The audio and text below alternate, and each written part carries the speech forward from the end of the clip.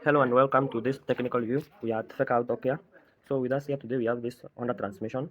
Sana sana hii gearbox you'll find it on Honda Fit Shuttle Hybrid, Honda Gazelle Hybrid, and Honda Fit. So this transmission is a dual clutch transmission, and it is referred to as dual clutch because it has two main clutches, and this one is the dry type clutches. You can see them on this hydraulic unit. This one is the housing for the clutches. This one is the electro-hydraulic unit. This one is the actuator that changes the gears. So the reason why it is referred to as dual clutch, it is because if you are driving on gear 1, gear 2 has already been selected. So what the computer needs to do is to shift the clutches from odd to even or even to odd, either way. So we are going to explore its performance, reliability, and now you should service this gearbox. So I'm going to show you all the components of this gearbox, even though we have not completely stripped it.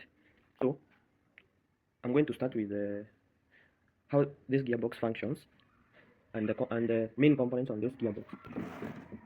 So we have this unit. This one has clutches, the dual clutches that you hear people talk about. It has two dry clutches inside here. You can see them, 1, 2. So we have a release bearing inside here. There are two of them for these clutches. So this dual clutch transmission, it has even and odd gears. So it must have an odd and an even clutch.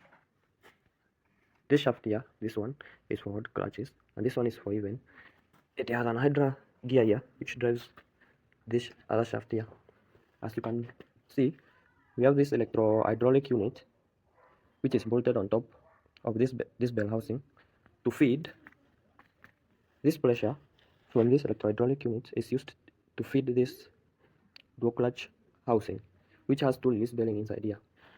So what causes this gearbox to fail is the use of brake fluid over a very long time without changing it. As you can see, this brake fluid that I have put on my friend's water bottle here, it has turned to cream. This is because it absorbed a lot of moisture from atmosphere and nobody bothered to service it. So how do you know the percentage of water content on the brake fluid? We use this brake fluid tester pen. It has percentage here to show you the amount of water content in the brake fluid. In our case here, it is 4%, meaning the boiling point of this brake fluid has already gone down, maybe from 280 degrees to around 100 degrees. So this housing that has two dual clutches, they function using this pressure from this electro-hydraulic unit, which uses brake fluid as the medium to transfer pressure to this two release bearing here. As you can see on this lead, it is written use only genuine .4 brake fluid. This fluid is hygroscopic. You should service it, let's say after a period of around 1 year you change it, but first of all you should confirm using this pen. So how does this transmission shift gears? We have this actuator here that sits here. If you look inside, we have selector forks like the ones that you see on the manual transmission. So this selector unit, it has two motors here. That's a motor and that's a motor.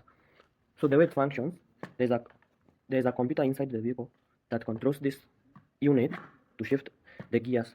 So how does the gears shift? Let's say you have started the vehicle and you have selected the drive.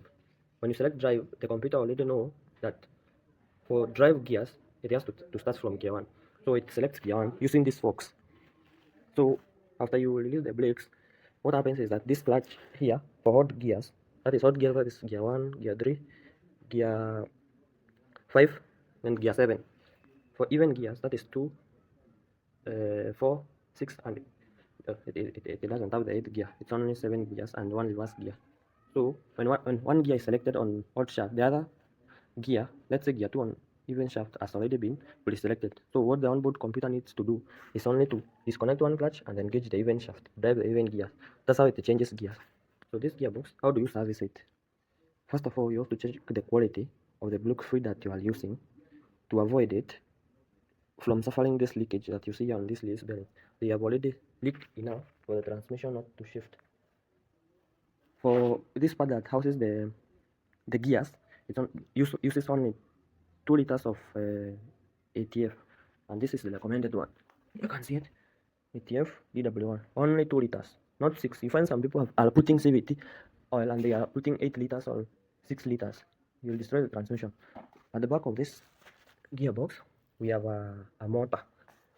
This is a 47 HP motor that it can drive this vehicle, and also it's used to charge the hybrid battery.